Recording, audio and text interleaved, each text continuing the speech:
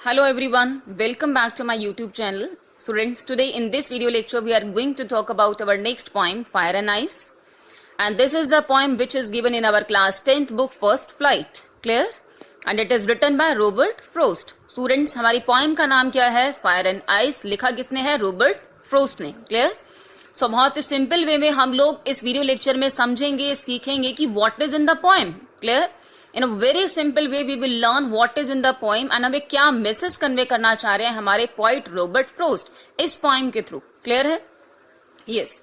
तो हम मूव करते हैं अपने पोइम के टाइटल की तरफ. ठीक है, जैसा कि मैंने आपको पहले भी कुछ वीडियो लेक्चर्स में बताया है कि जब भी हम किसी चैप्टर को पढ़ने जा रहे हैं, किसी भी पोइम को जब हम पढ़ते हैं, तो मेन चीज क्या है कि आप उसके टाइटल की तरफ एक बार फोकस करेंगे. क्लियर? टाइटल को जब आप पढ़ते हैं तो आपको आइडिया हो जाता है कि what is in the poem और what is in the chapter. It means what we are going to read here. Okay, कि हम लोग क्या पढ़ने जा रहे हैं, किसके बारे में स्टोरी होगी. क्लियर है? तो सेम चीज हम यहाँ पर एक बार पढ़ लेते हैं. हमारा टाइटल क्या गिवन है पोएम का? Fire and ice. फायर का मतलब हम लोग जानते हैं क्या होता है? आग.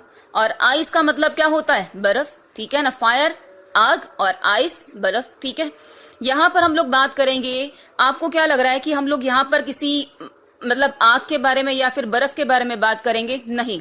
आगे हम लोग पढ़ते हैं. देखो, fire and ice is a highly symbolic poem by Robert frost. यहां पर एक वर्ड लिखा है सिंबॉलिक. सिंबॉलिक क्यों लिखा गया यहां पर? You know what is the meaning of symbol hair?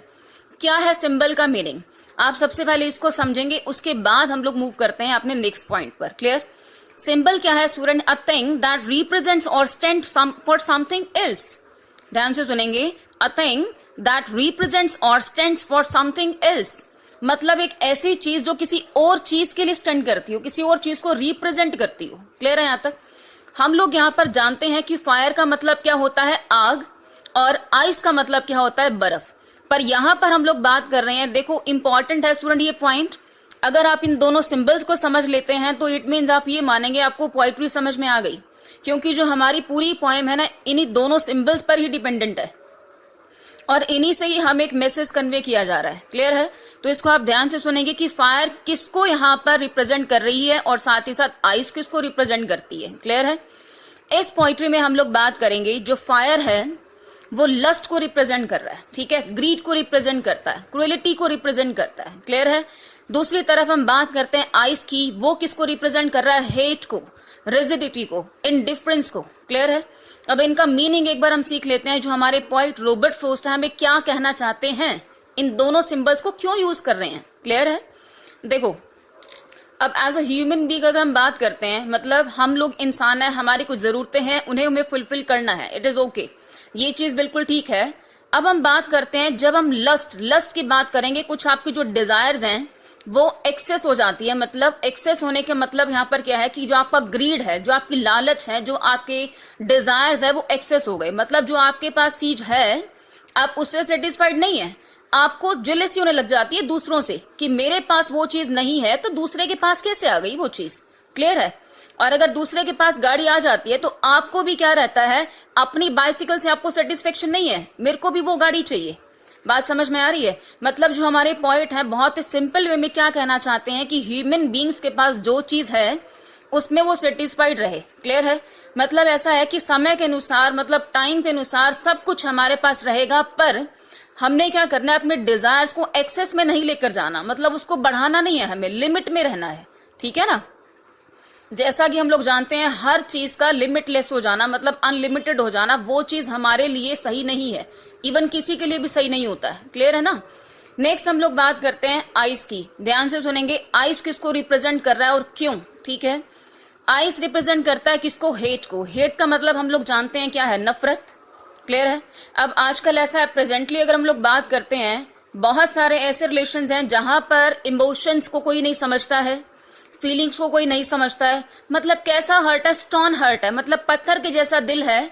किसी भी ऐसे पर्सन के लिए जो कि नीडी है, उसके लिए हमारे दिल में अगर इमोशंस नहीं है, फीलिंग्स नहीं है, काइंडनेस नहीं है, पोलाइटनेस नहीं है, तो इट मीन्स ये क्या है, हमारा नेचर कैसा हुआ? आइस जैसा. ठीक है ना? हमारा नेचर, हमारा बिहेवियर कैसा हुआ? आइस जैसा. ठीक है ना? मतलब आइस का मतलब आप समझोगे, आइस का मतलब क्या होता है? बर्फ. ठीक है, ठंडा होना.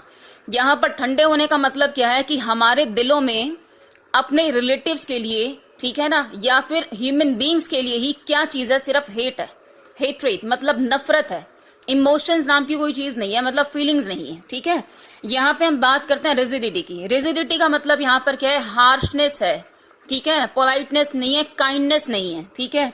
इंडिफरेंस का मतलब क्या है कि केयरलेसनेस है, नेग्लिजेंस है, ठीक है ना। केयरलेसनेस का मतलब कि आपके मन में किसी के लिए भी केयरिंग नेचर नहीं है आपका, ठीक है ना। तो अब यहाँ पर अगर आप समझ पाए कि फायर और आइस को मतलब यहाँ पे हम बात कर रहे हैं किस चीज के लिए, लस्ट, ग्रीड और क्रुएलिटी, ठीक है ना। यहाँ तक आगे हम बात करते हैं आइस की, हेट, रिजिडिटी और इंडिफरेंस, ठीक है। अब हम लोग मूव करते हैं हमारी पोइट्री की तरफ, जिसमें जैसा कि मैं आपको बताने जा रही हूँ students, there are 2 stanzas in this poetry, okay. 2 stanzas हैं। फर्स्ट स्टेंजा में हम लोग बात करते हैं कि हमारे पोइट हमें क्या मैसेज कन्वे करते हैं, क्या कहते हैं, ठीक है। फर्स्ट स्टेंजा में हमारे पोइट बात करते हैं that some people are of the view that world will end in the fire while others believe it will end in ice, ठीक है। फर्स्ट स्टेंजा में हमारे पोइट कहते हैं कि कुछ लोग ऐसा मानते हैं कि जब संसार खत्म होगा ना, वो किसकी वजह से होगा, फायर की वजह से होगा। और कुछ लोग ऐसा कहते हैं कि संसार का अंत होगा कब, मतलब आइस से होगा। किस कारण से होगा, आइस से होगा, ठीक है ना। पर जो हमारे पॉइंट हैं वो ये कहते हैं कि मैं फेवर में हूं किसके, उन लोगों के जो कि ऐसा कहते हैं कि संसार का अंत होगा किससे, फायर से, ठीक है। आगे हम लोग बात कर रहे हैं, देखो जो फायर्स हैं, फायर किसको रिप्रेजेंट कर रही है, यहां पर लिखा क्या है, ह्यूमन डिजायर्स को। बात हम करते हैं अगर हमारे डिजायर्स लिमिट में है तो इट्स ओके, ये चीज बिल्कुल ठीक है। लेकिन अगर वो लिमिटलेस हो जाती हैं, अनलिमिटेड हो जाती हैं, तो वो चीज गलत है। एक्सेस में होना क्या है, गलत है। और ये ही जो हमारी ह्यूमन डिजायर्स है जो एक्सेस में बन चुकी हैं, ये ही हमारे लिए कहीं ना कहीं हमारे नुकसान का कारण बन जाएंगी। क्लियर है यहाँ तक। और इसी तरह से संसार खत्म हो जाएगा। क्लियर है। आगे हम लोग बात करते हैं, the desire of lust and many more things have made man so greedy. जो हमारे डिजायर्स है ना, जो हमारी इच्छाएं हैं, ठीक है ना, हमने क्या कर लिया, अपने आप को ही खुद से लालची बना लिया है, ठीक है ना। इन्हीं डिजायर्स को हम बढ़ाते गए, अब मुझे ये चाहिए, अब मुझे वो चाहिए। अगर मेरी फ्रेंड के पास ये चीज है तो मेरे पास क्यों नहीं है ऐसा, ठीक है ना। तो मतलब दूसरों के लिए ज्वेलसी रखना अपने मन में, मुझे भी वो चीज चाहिए, ये चीज क्या है, हम ग्रीडी बन चुके हैं इससे। क्लियर है। एंड मटेरियलिस्टिक बन चुके हैं। मटेरियलिस्टिक का मतलब क्या होता है, जब आप सिर्फ और सिर्फ ध्यान देते हैं किस पर, अर्निंग पे और स्पेंडिंग पर। अर्निंग और स्पेंडिंग, आपने पैसा कमाया, अब मुझे ये चीज खरीदनी है, आपने पैसा कमाया, मुझे ये चीज खरीदनी है। मतलब हमारे दिल में ह्यूमन जो इमोशंस हैं, फीलिंग्स हैं, अपनी फैमिली के लिए टाइम बिल्कुल खत्म हो चुका है, ठीक है ना। And we have forgotten human moral values. यहाँ पर हमारे पॉइंट हमें क्या कहना चाहते हैं कि हम लोग मॉरल वैल्यूज को ही भूल चुके हैं, ठीक है ना।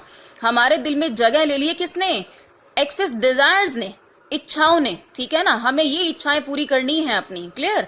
और इसी से ही हम लोग क्या बन गए, ग्रीडी बन चुके हैं। Clear.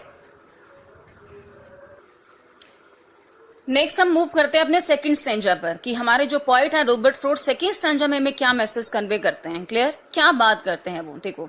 The poet says that if the world will destroy twice. देखो सबसे पहले बात को समझने की कोशिश करना, जो हमारे पॉइंट है वो क्या कहते हैं कि अगर संसार का अंत 2 बार होना है ना, 2 बार होना है, ठीक है, तो मैं मान सकता हूं कि सेकंड रीजन क्या रहेगा इस संसार के खत्म होने का, कि आइस मतलब हेट, रिजिडिटी, इनडिफरेंस। क्लियर है।